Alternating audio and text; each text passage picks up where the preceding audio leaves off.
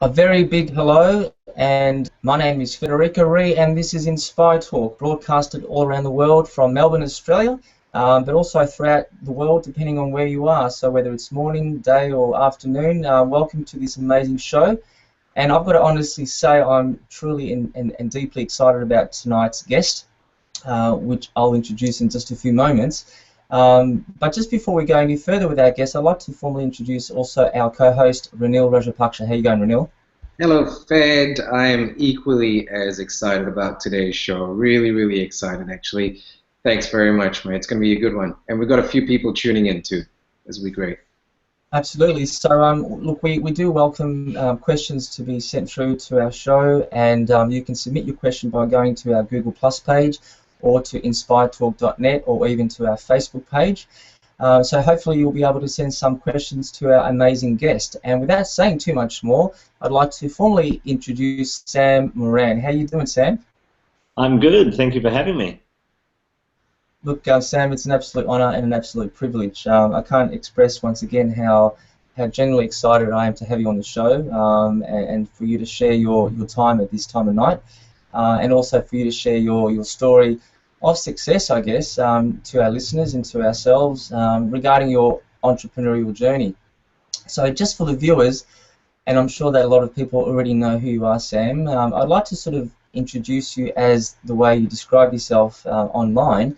And what I've got here is Sam Moran is the Managing Director of Snow Globe Productions, as well as the Creative Director of the Jungle Collective. Yes. He's also known for being the Yellow Wiggle for a 10-year period until 2012. Sam's background, expertise and passion is about providing entertainment to young audiences in the form of singing, dance and creative online content. Now, without a doubt, Sam is a serial entrepreneur, an Aussie icon within the kids entertainment industry, and living proof of an individual with extraordinary talent. So once again, welcome, Sam. So perhaps for us to get started, I might hand it over to you, Ranil, and maybe you can send off your first question. Yeah, absolutely. Look, thanks again, Sam. And as you know, we spoke off air. A lot of our viewers are watching business owners, startups, decision makers. And we'll be going through, I guess, we'd like to pick your brain and find out all the little golden nuggets that are in there that we can that you can share to all of us to make us better people. Look, before we actually go on, there was one thing that I did read in my research that I'm very, very interested to find out a little bit more about. Okay. And that's how you studied music and how it actually influences children. Obviously, that's the two combinations that your business is very successful on. Can you just expand on that a little bit more? Yeah, definitely. Well, the way I started studying music education at Sydney Conservatorium of Music. So I was doing that with a classical voice major. So I was doing operatic singing. But yeah, so that background was in obviously music education and how you introduce music to children and the developmental benefits of music for children. So when I started studying there, I was the way that course was structured was the first year was very much early childhood music.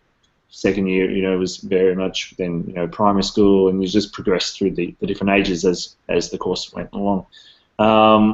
During that time, I also was doing some music theatre and came and got introduced to the Wiggles originally and started doing some work with them in that time as well. So there was a few little synergies there which were great, and obviously the part of the course I was most interested in was that early childhood music, and so that tied really nicely into working with the Wiggles and starting to work with them. Yeah, and is that constantly also part of the content that you look to bring out all the time? When we first started Play Along, Sam, that was probably the most important thing that I wanted to bring to it, was to go back to how I'd started and actually start bringing in more of that music education element.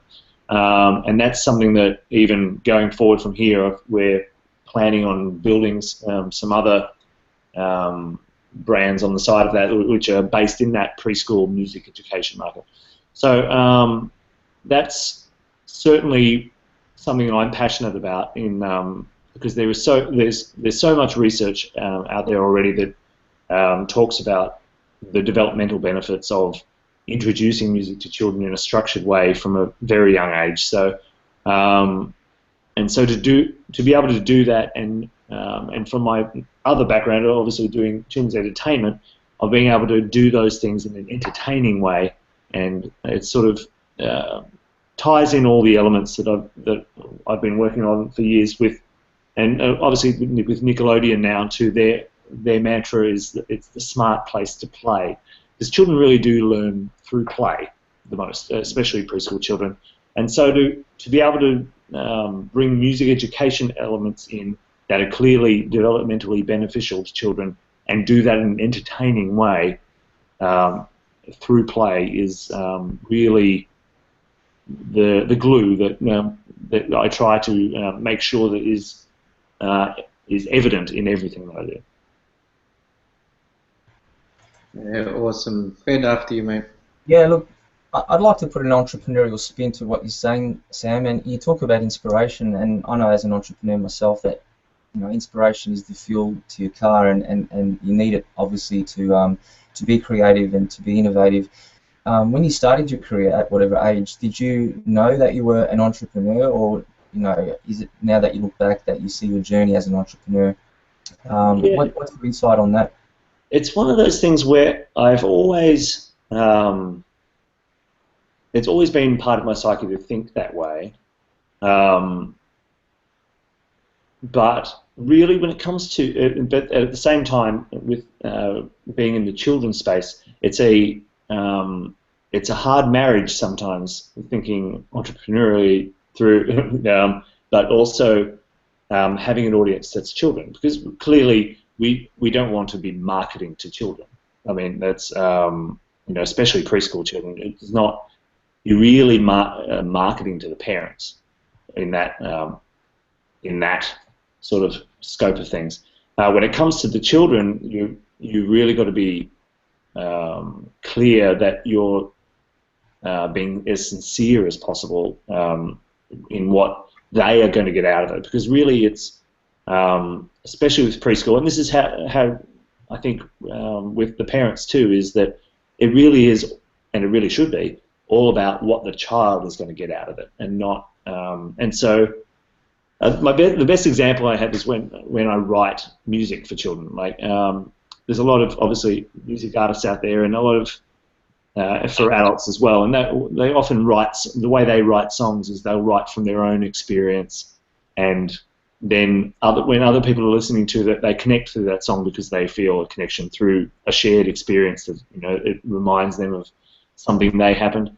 But with children, obviously, I'm an adult writing songs for children, and so it's flipped on its head in that way, that I'm not writing from my own experience. I'm really trying to see the world through their eyes and reflect how they see the world. So that then they can connect to that song. And I think that's something that I've come to learn over a long period of time. It's a trick. It's tricky for some people to get to be able to drop the adult part in their mind and realize, you know, how to see the world as children do, because quite often there is a temptation as an adult to try and preach. You know, try and be educational, you know, for children, and so by doing that, you're actually then still doing it from an adult point of view by trying to be educational. Whereas the only way to connect to preschool children is to really see how they see the world, and guide them through educational means that you understand, but really make it about them exploring the world and how they see it. Look, I can understand and appreciate that you've faced, you know, working with children being your target market, but at the same time perhaps running a business or running a venture with other people at the same time. When you started your career, and like any business startup, did you have, say, a 10-year plan in your mind about being a successful singer or being an entertainer, being a pioneer with what you do today? Was that in your mind going back from day one? I think when I first came when I was with the Wiggles, it was I was being brought into the team, sort of thing. So it was kind of I treated that as more of a learning exercise and being part of it, not driving the ship by any means. And really, I was coming into a team that was pretty well established, and so I was able to learn a lot through just observation and through day-to-day, goings on. When after that, when starting Play Along Sam with Nick, I think like most businesses starting out, you have a general 5-year idea of where you want to get to. But of course, you think you're going to get there in 2 years, but but unfortunately, that never quite pans out as you always hope it will.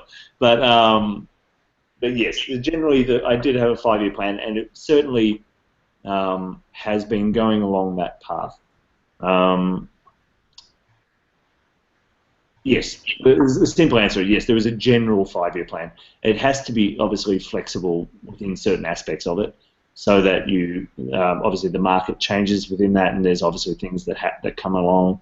But generally speaking, from a structure, there was a plan for a general growth plan, I guess. Sure. Look, I'd like to explore some of the other challenges you've faced along your journey, but before we do that, I'll just give Renil a bit of an opportunity to ask the next question. Renil?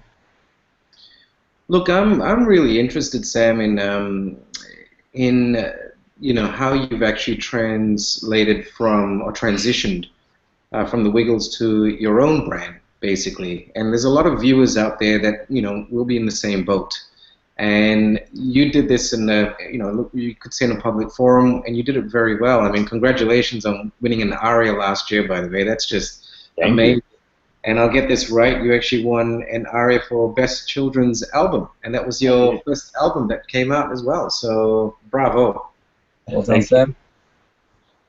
And also, yeah. So basically, Sam ran the brand. How do you differentiate? How did you actually do that? Did you have professional advice? What advice could you? I've got a really good management team that I've worked with for quite a long time, anyway, and so I already knew I had that to work from. So that was important that we had people around us, and so I did immediately start planning for a basically on the music education concept, and I started working on that concept pretty quickly. And it was when then Nickelodeon reached out to us with an idea that they had. They saw an opportunity to have me involved, and they had an idea of a music-based show that they wanted, but they didn't really have it thought out to too much detail. And so we kind of married the two ideas together and kind of worked on that. So I took a part of what the music education concept was and brought that into Play Along with Sam, which was mainly my character and how the music education elements would work in that. And they came from their visuals and things that they wanted to work through. So it's been that joint venture with Nickelodeon on the Nick Jr. show has been great, and when you're trying to marry two creative ideas, sometimes that can really jar. But we were really fortunate that it really married perfectly and has really worked on a creative level. They certainly have given me a lot of creative freedom to write what I want to write, and they have allowed me.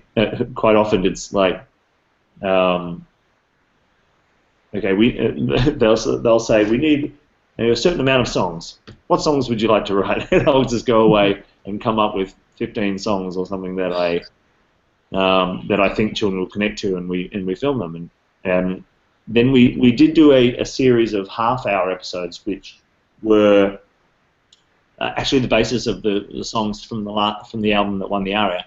And that was creatively, that was a more interesting process because they were a lot longer episodes. They were scripted ahead of time, and so then the songs were a lot more planned out to fit the narrative of those episodes. So then I was having to write to even though I'd come up with the brief with Nickelodeon, then I was writing the songs to a brief, and that I found that a lot harder. But obviously the result ended up being even better. So it's one of those things. Sometimes the what's more challenging to get across the line, if the framework is there to work from, even though it may be harder to build that, it's the results are more satisfactory, more worthwhile, I guess, at the end. Sam, you've mentioned challenges a number of times, and I guess putting it into a focus around business once again, I guess I'm really interested to understand the challenge of working in partnership, working with other people, obviously having the same common goal, not just for the short term, but for the long haul. What experiences or insight can you share with us regarding probably one of the biggest challenges you've faced working as a team, and how do you get the team working in harmony, I guess? What's your 2 cents worth on that one? That is the big question, isn't it? And that's and I'm sure for most entrepreneurs starting out and most small business owners, that is a challenge that probably is always there. It's always trying to create that and trying to maintain that, and more importantly, once you do get that get it working and flowing, is maintaining it, making sure it continues to. Like I said, first of all, the management team I had was already established and was a relationship I already had, and I knew that was going to be there as a good support base. Within the scope of, I guess, the Sam brand, that there is actually quite a lot of different partnerships in different areas in that, and that is probably we've managed to really have great partnerships. We have like with home entertainment, we partner with Universal Home Video for that, and with Nickelodeon obviously for the TV show, for all the content we've partnered with them for that. For music, I've got MGM Distribution that we're partnered with to actually distribute the music. And then through live events, we do a lot of that ourselves through the management company. So there's actually a lot of different partnerships going on there. And we've managed to have really good relationships with all those partnerships and make sure that they work really well on their own. The part we always are trying to continue to make better is how they all work, how all those different areas combine to work seamlessly. And when you've got a lot of different partners that are looking at very specific areas of your business, it can be really tricky to try and smooth those partnerships across a larger brand. And that's something that we continue to iron out the kinks on that constantly, but we're getting there. I'm imagining a lot of the logistical, operational challenges and issues that you face on a day-to-day, like we all do in business, would affect your creativity, I guess. How do you sort of manage your creative time versus running a business or a business venture at the same time? Yeah, like, do you have time to just being in your own little space, or how does that work out? Yeah, I do. I kind of do need to compartmentalize myself a little bit, and I do spend probably in my year we do a lot of we kind of over the last few years it's become clear of a certain regular I guess a regular timetable of events of what those of what our partners are looking for and when throughout the year. So we are able to now schedule our year around that, and so I've started scheduling creative time ahead of time, that I can just put myself away and write songs and write scripts and things, and get those to a point that I'm to at least to a 75% finished level, so that I can so that when the business partners come in and say, okay, we want to film some more, or we've got a new a new CD that's got to come out by this date, or things like that, a lot of the creative work's done already, and I can then and so then the business hat comes on, and I try to so that all I have to do is kind of just finish off those creative things. But yeah, it's definitely a wearing different hats at different times, and but like I said, it's been something that through the last few years I've been able to timetable a bit and find how to do that. Sure, sure. Thanks for sharing that, Sam. Look, we've got a few questions actually coming through from the audience, but before we get on to those, maybe Renil, you might have another question for Sam. Look, Sam, I do. Well, we've got quite a few questions coming through, actually. If I can, talking about hats, can I get you to put on your marketing hat? Yes, marketing hat is on. Awesome. Now, your target market. Yes. So you mentioned it's parents, but it's also the network. It's actually the preschoolers. Or did you mention, well, how old are they, by the way, your real target? My target audience is probably up to 6. Up to 6.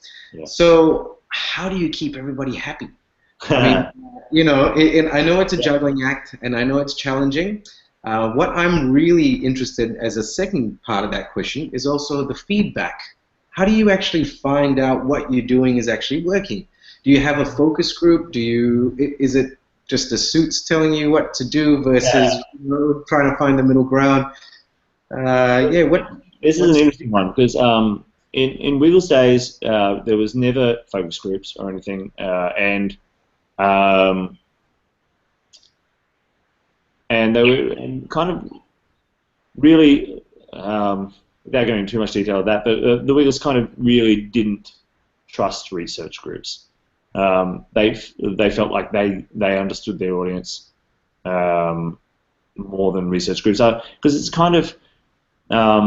However, now I work with Nickelodeon, who are very heavily based in, and have always been heavily based in research and focus groups. So things like shows like Dora the Explorer and Blue's Clues and things actually came out of research-based things. So and obviously Dora has been a very hugely successful brand. So I've come to see the benefits in both sides and both approaches over that time. I don't personally use focus groups as much, but I get a lot of that feedback through Nickelodeon from when they do those things. I find my focus really is that I aim everything I do at the children, and it's all about what they will get out of it and what they have, from an entertainment point of view and also from an education point of view. And even when I'm writing a song, quite often I might find myself actually winding the song back a little bit, that I've gone a little bit too adult, because I'm realizing that I'm becoming a bit self-indulgent in that, just from a musician point of view. Getting carried away with songwriting and just being a little self-indulgent, then realizing that the child, what I've just done, like having a 2-minute guitar solo in a song, is pretty self-indulgent. It doesn't really involve the child listening to that. They're not really appreciating your shredding in the middle of it. Yeah, that's it. I've got a question, or one of my favourite questions that's come through is how important is inspiration and education with regards to using that as a way of developing future generation of children, so and the impact that has on society overall in the long term. So inspiration and education for children.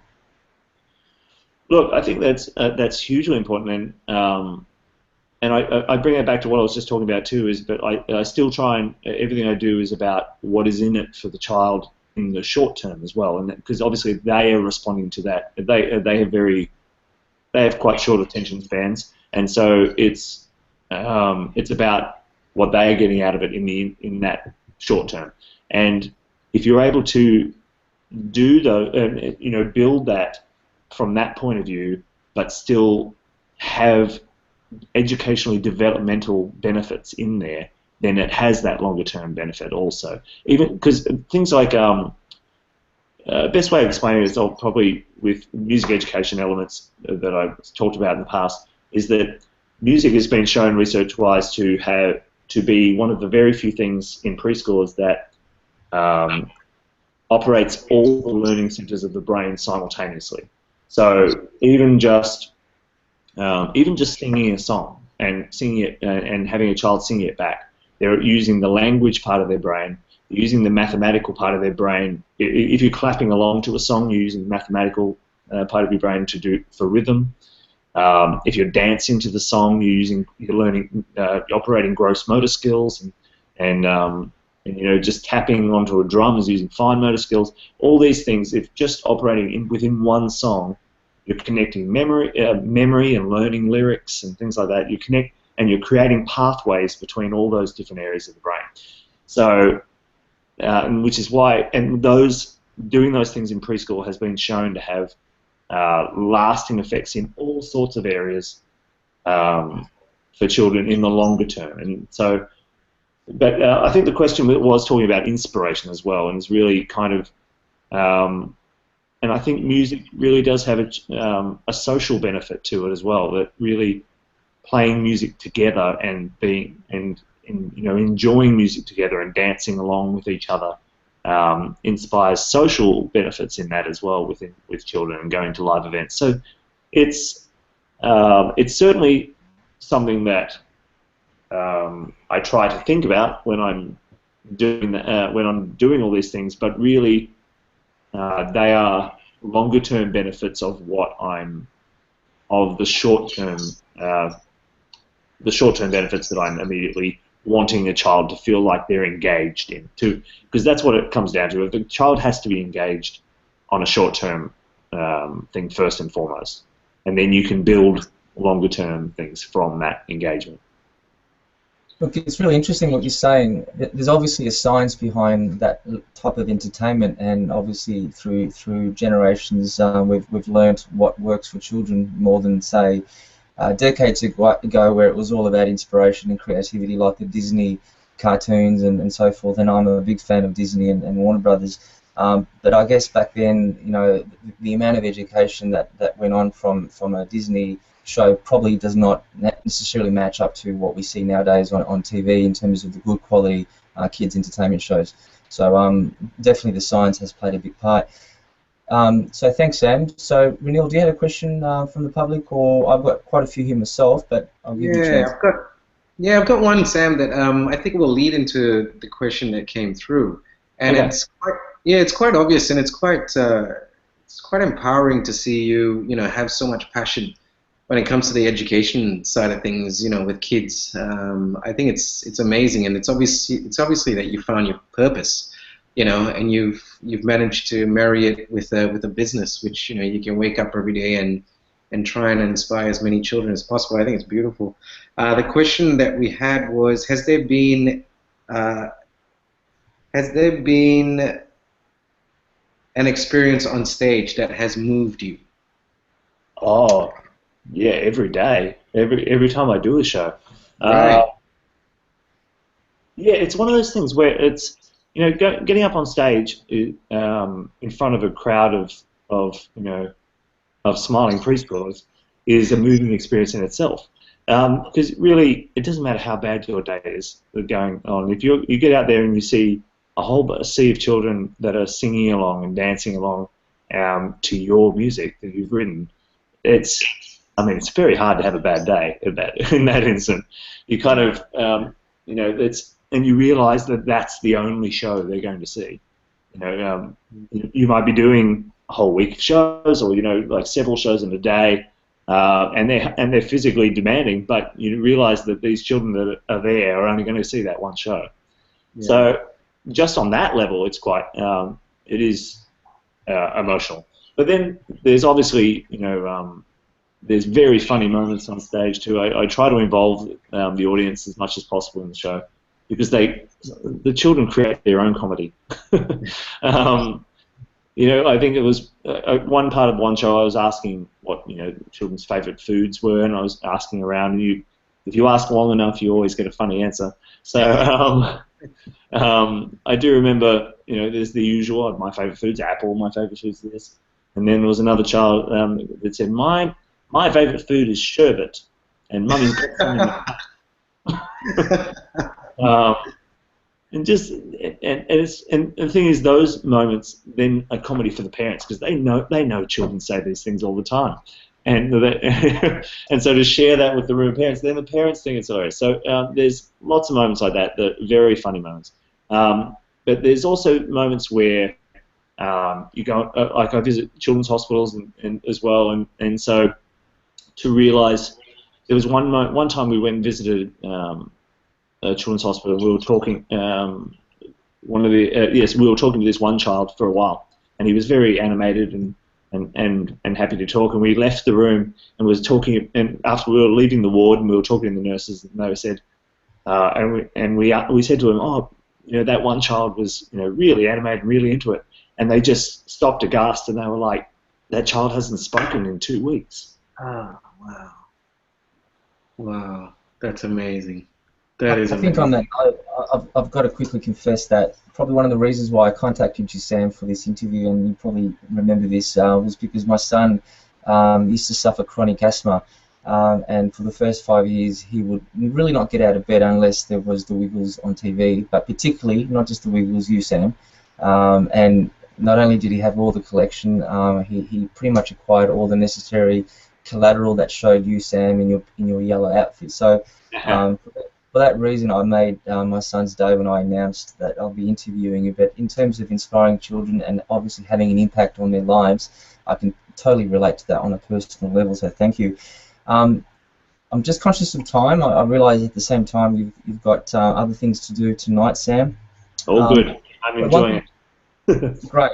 One thing we like to do on this show is share the golden nuggets to our audiences, and I've noted a number of key points that you've raised, and maybe for me personally it's more of an entrepreneurial spin, or perhaps how does an aspiring entrepreneur or singer or entertainer get into the industry.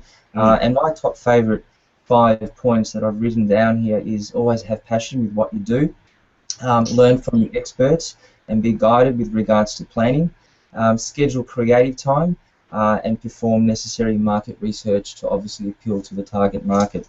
So hopefully they will be good points for the audience to take away. Perhaps I'll give Ranil a chance to ask one last question, and perhaps also wrap up with regards to forthcoming events and other shows. So Ranil, on to you, mate. Yeah, absolutely. Look, thanks again for your time, Sam, and thanks for also sharing a lot of deep insights. I think we've covered a lot in 33 minutes, so thank you very, very much. We've got a whole heap of questions, by the way, but we don't. We'll fire away. I will say one thing in addition to what, because I've recently had a couple of people ask me about they wanted to start in children's music and didn't know how to as well, and I think the simple answer is that I think YouTube is an excellent place to start practicing those things. And if you write children's songs or you want to practice how to engage to a child through a screen, I think it's a perfect way to start a YouTube channel and just do it and follow the feedback that there is an audience out there. There is your market research right there. Is a whole thousands, millions of people that could have access to your videos, and that they will give you that feedback, and just follow that feedback and continue to make and use it to make new stuff, and just see where it takes you. And then that would be if I was starting out from absolute scratch now, that's certainly where I think you should be using as your market research tool. Yeah, good advice. And also, I guess, just to add to that is to have a purpose. I guess, well, obviously, you've got to be passionate about it anyway to start down that path. But from a research point of view, and also just to be able to have some content out there that really can show to people as well, like some of the best content that you come up with as well. You'll have it there, and people will be able to see you can see what's engaging with people. But if you're trying to build partnerships with businesses as well, it's clear what videos have been what's engaging with people as well. That's awesome. Great advice. Thank you so much, Sam. Look, we'll probably wrap up now. I know you got shows, you got albums, you're making music, you're on TV, you're doing a whole bunch of stuff, so we won't take up much of your time. Thanks so much, by the way. Now, just for our viewers, just to let you know, we've got a couple of really good people coming up soon. We've got Janine Ellis this Thursday, September 8th at 1 o'clock, and we've also got Christina Carlson, who's the owner of Kiki K, and she's on the 20th of September at 8 o'clock. So a couple of really good shows coming up. And yeah, I'd just like to say, yeah, Sam, it was a real inspiration to have a chat to you. So thank you very much. We'd love to probably have you on sometime in the future again. I think there's a lot more we can discuss. But yeah, thank you very much for your time today. Thank you very much for having me. Sam, on a personal note, thank you. Just talking to you, your humility, your in-depth knowledge and wisdom in the entertainment industry is surely much appreciated to our audiences and to me personally. So once again, thank you. And we'll wrap up in just a few moments. So goodbye, audience, and goodbye, Sam. Thank you. See you guys.